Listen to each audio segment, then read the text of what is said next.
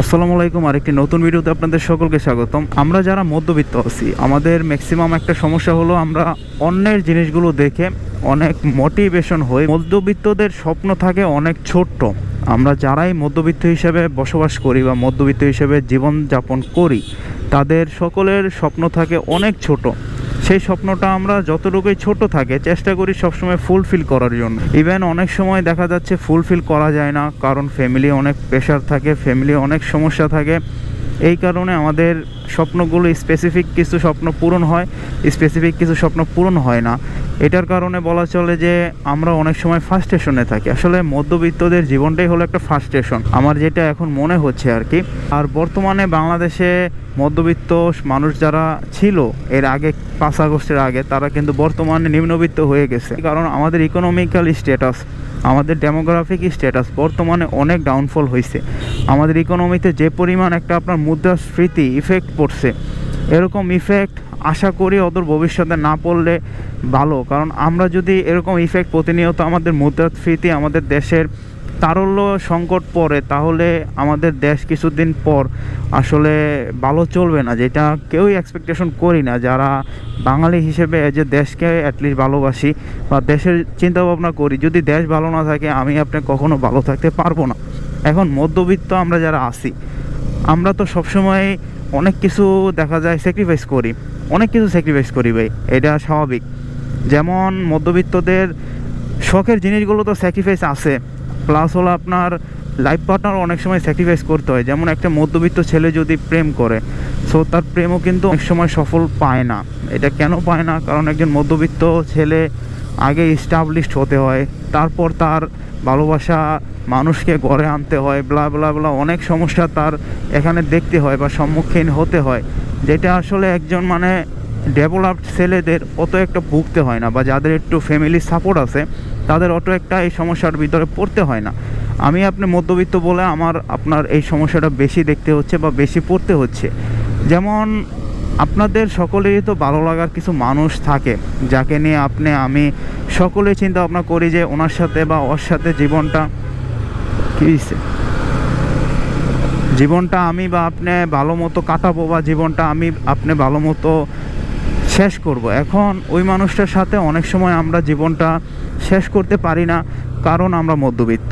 অনেকেরই অনেক প্রকার স্বপ্ন আছে, কেউর একটা ভালো মোবাইল ফোনের স্বপ্ন আছে, কেউর একটা ভালো জীবনযাপনের স্বপ্ন আছে, কারো একটা ভালো দেখা যাচ্ছে লাইফস্টাইলের স্বপ্ন আছে। এখন আমরা কেউ কোনো দিন স্বপ্ন ছাড়া জন্মগ্রহণ করি না। এখন অনেকে বলবেন, ভাই আমার তো কোনো স্বপ্ন নাই, আমার এখন একটাই স্বপ্ন ভালো মতো বেঁচে থাকা। ওইটাও কিন্তু আপনার একটা স্বপ্ন বা আপনার একটা গোল, আপনার ফিক্সড গোল, যে গোলটা আপনি ভবিষ্যতে অর্জন করতে চান বা আপনার ভবিষ্যতে ওই পর্যায়ে যেতে চান যাতে আপনি ভালো করে বেঁচে থাকতে পারেন।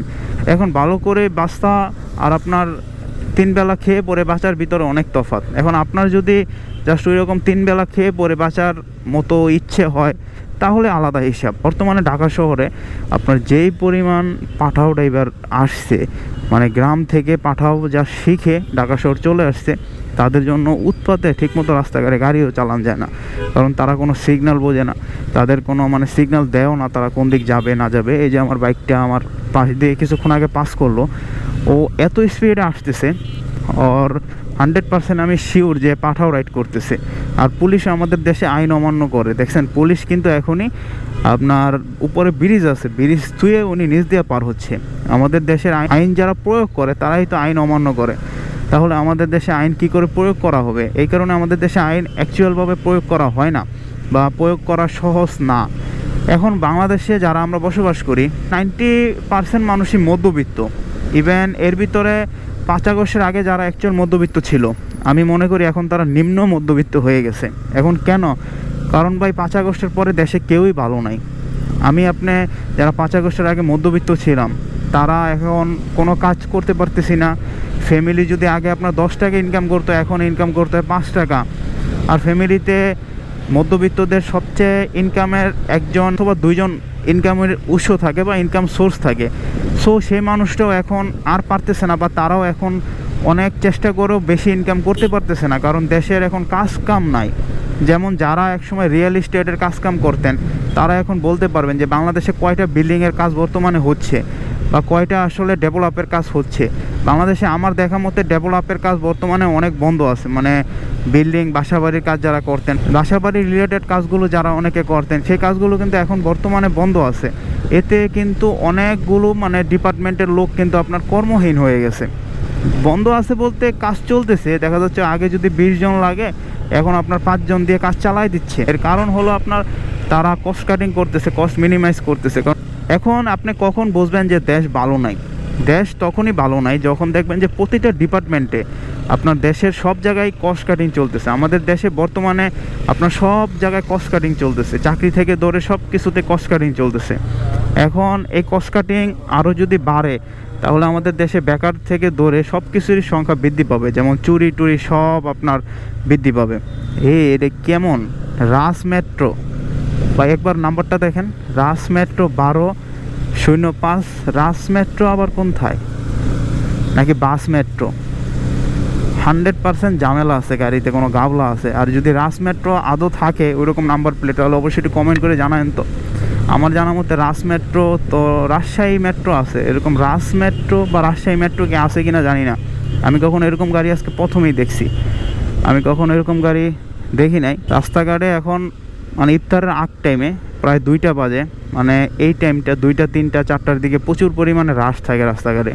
আমি একটু যাচ্ছি আপনার মিরপুরে, একটা পার্সেল আছে, সেই পার্সেল দিতে হবে আমার এক ফ্রেন্ডের বাসায়। ও আমার কাছে একটা পার্সেল রাখছিল, সেই পার্সেলটা এখন ওর কাছে দিতে হবে, এই কারণে আমি ওর বাসায় যাচ্ছি। আজকে একটা আজব গাড়ির নাম্বার দেখলাম, রাস মেট্রো। এখন রাস মেট্রো, যাই হোক আমি মেট্রো কথা বইলা যাই। এখন যেটা কথা বলি সেটি আগে বলি, যে বাংলাদেশে যে বর্তমানে আপনার একটা ক্রাইসিস চলতেছে, যে মধ্যবিত্তরা তো আগে কিছুটা হইলেও তাদের স্বপ্ন পূরণ করতে পারতো, এখন কোনো অংশেই আসলে পূরণ করা সম্ভব না। যেমন আমি একটা ঘটনা আপনাদেরকে যদি শেয়ার করি, আমার এক ছোট ভাই রিসেন্টলি ও আমাকে নক করছে যে ভাই আমি একটা বাইক কিনতে চাচ্ছিলাম, আমার কাছে 5 লাখ টাকা অনেক কষ্ট করে জমাইছি। পরবর্তীতে আমি ওরা জিজ্ঞেস করছি ভাই তুমি টাকাটা কবে জমাইছো? ওই বলছে ভাই আমি তো প্রায় 2 বছর যাবত ট্রাই করতেছিলাম কিন্তু পারতেছি না। পরবর্তীতে আমার বাসায় একটা জমি ছিল যেটা আমার আব্বু সেল করছে, সেল করার পর আমাদের সবাইকে টাকা দিছে, আমরা 3 ভাই বোন সবাই টাকা পাইছি। এখন আমার অংশে যেই টাকাটা আমি পাইছি ওই টাকাটা দিয়ে আমি চেষ্টা করতেছি একটা বাইক কিনবো, কারণ আমার বাইকের স্বপ্ন অনেক বছর ধরেই ছিল।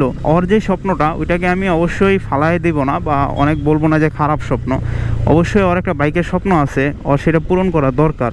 এখন তার জন্য যে জমি বিক্রি করা টাকা দিয়ে আপনার বাইক কিনতে হবে, এটা আসলে আমি কখনো সাপোর্ট করি না, বা এটা কেউই কোনো দিন সাপোর্ট করবে না। আপনি বাইক কিনবেন ঠিক আছে, 5 লাখ টাকা কেন বাজেট লাগবে?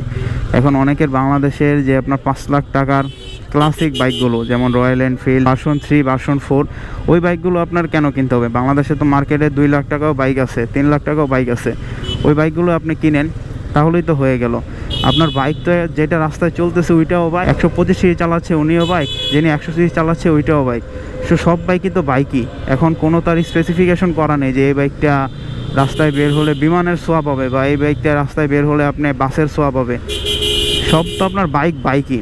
এখন আপনি যেহেতু বাইক চালাবেন, আমার যেটা মনে হয় সো অ্যাকচুয়াল আপনার বাইকের মজাটা নেওয়ার জন্য আপনার 5 লাখ টাকা খরচ করা উচিত হবে না। আমি ওকে এই কথাটাই বলছি যে তুমি আসলে অ্যাকচুয়াল বাইকের মজাটা নিতে হলে 5 লাখ টাকা খরচ করার দরকার নেই।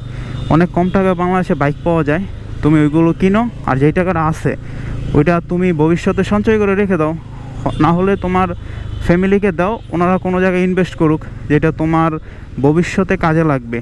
কারণ তুমি এখন অনেক ছোট, তুমি বুঝতেছো না। কারণ বাইক তুমি 5 লাখ টাকা দিয়ে চালালো তোমার যেই মর্যাদাটা মানুষ দিবে, তুমি 10 লাখ টাকা বাইক চালালো তোমার সেই মর্যাদাটাই পাবা।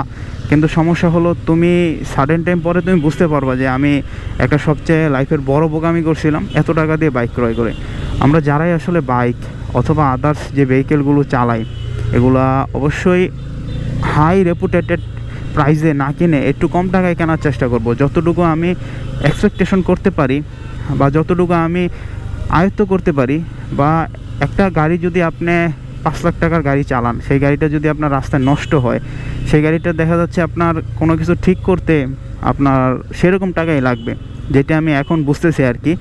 আমার যখন লোয়ার সিসি বাইকগুলো আমি ইউজ করতাম, আমার মনোটনের কথাই ধরেন, সুজুকি জিক্সার মনোটন তো বাংলাদেশের জাতীয় বাইক বলা চলে বর্তমানে, আগে ছিল 4B, এখন সুজুকি জিক্সার মনোটন।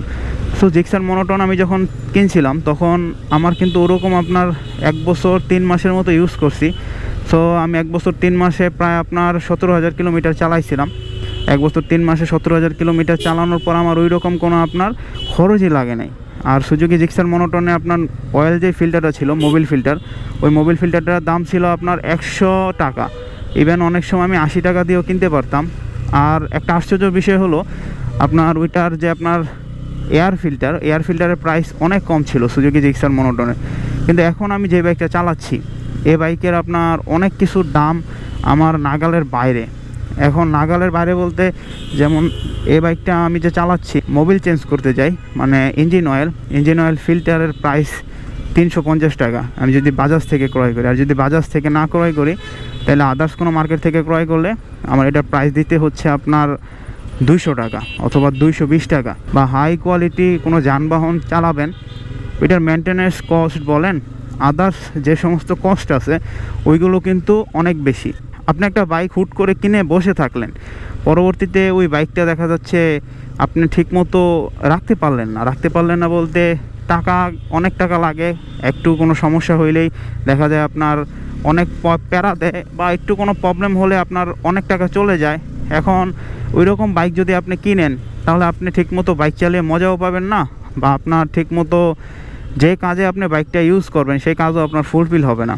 সো আমি এই কারণে সবসময় বলি, আপনারা যেটাতে অ্যাফোর্ড করতে পারবেন ওইটা আসলে কিনেন। এখন কারো ভিডিও দেখে, এখন কারো আপনি ব্লগ দেখে, এখন কারো দেখেন যে এই বাইকটা চালাচ্ছে, আপনার এলাকায় এই বাইকটা রেপুটেটেড বেশি, ওই রকম কোনো কিছু দেখে বা শুনে আসলে কোনো কিছু করা উচিত না। যেমন আমার এক ফ্রেন্ড কিছুদিন আগে আপনার R15 M কিনছে। M কেনার পর ও অবশ্য হাতটাত কিলার ছিল আগে থেকেই, কিন্তু প্রথম অবস্থায় যারা কমিউটার বাইক থেকে আপনার স্পোর্টস ক্যাটাগরির বাইকে শিফট হয় তাদের কিন্তু একটু হালকা সমস্যা থাকে, যেমন আপনার হালকা কাঁপাকাঁপি সমস্যা থাকে, অথবা একটু ডাইনে বামে যাওয়ার প্রবলেম হয়। প্রথম 1-2 হাজার কিলোমিটার ভিতরে আপনার সেট হয়ে যায়, তারপর আর প্রবলেম হয় না। তেমনই ওই কিন্তু প্রথম থেকে আপনার ওই স্পোর্টস বাইক চালায় নাই, ওই নন স্পোর্টসের উপর নির্ভরশীল ছিল। এই কারণে স্পোর্টসে আসার পরে ওর মানে নিজের কাছে নতুনত্ব লাগছে। তারপর ও একটা অ্যাক্সিডেন্ট কইরা মানে পুরোপুরি আপনার একটা গুরুতর অবস্থা হয়। ইভেন্ট এরপরে ওর বাইকটা যখন ঠিক করাইতে যায় তখন প্রায় 1 লাখ টাকা লাগছে। এরকম যদি হয় তাহলে কার বাইকটা চালাতে ভালো লাগবে? বা নতুন বাইক যদি 1 লাখ টাকা বা 80,000 টাকা 90,000 টাকা দিয়ে ঠিক করাতে হয়, এই কারণে কার ভালো লাগবে? আমি কিন্তু বিশেষ করে আমার যে কিডওয়ালা বাইক মানে SF, ওইটা কিন্তু এই কারণে বিশেষ করে সেল করছি। আমার কিন্তু ঢাকা শহরে কিডওয়ালা বাইক নিয়ে চলাচল করতে অনেক সমস্যা হচ্ছিল। সেই কারণে যারা মধ্যবিত্ত আছেন তারা অবশ্যই স্বপ্নটা রাখবেন, কিন্তু একটু লিমিটেড রাখবেন, যতটুকু আপনি মানে বরণ পোষণ করতে পারবেন। আপনি হাই এক্সপেকটেশন রাখলেন কিন্তু বরণ পোষণ করতে পারলেন না, তাহলে এটা কিন্তু খারাপ। Thank you for watching. সম্পূর্ণ ভিডিওটা দেখার জন্য অনেক অনেক ধন্যবাদ। অবশ্যই চ্যানেল নতুন হলে সাবস্ক্রাইব করবেন, কমেন্ট করে জানাবেন ভিডিওটা কী করে ডেভেলপ করা যায়, একটি করে লাইক দিয়ে দিবেন। আর যারা এখনও লাইক কমেন্ট শেয়ার করেন নাই তারা কী কারণে করেন নাই ওইটাও কমেন্ট করে জানাতে পারেন।